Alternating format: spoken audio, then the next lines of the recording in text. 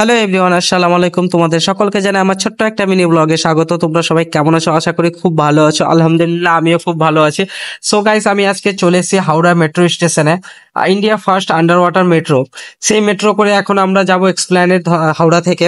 আর আমার সঙ্গে থেকেছে আমার দুটো ফ্রেন্ড রাকিব আর আশিক। আমরা তিনজনে মিলে এখন যাব জলের তলা দিয়ে, নদীর তলা দিয়ে এখন এক্সপ্ল্যানেড। সেই এক্সপিরিয়েন্সটা নিতে আজকে চলে এসেছি হাওড়া মেট্রো স্টেশনে। আর এই যে নীল আলোটা দেখতে পাচ্ছ, এখন আমরা কিন্তু নদীটা ক্রস করছি, যে হুগলি নদী, সেই নদীটা কিন্তু আমরা এখন ক্রস করে ফেললাম।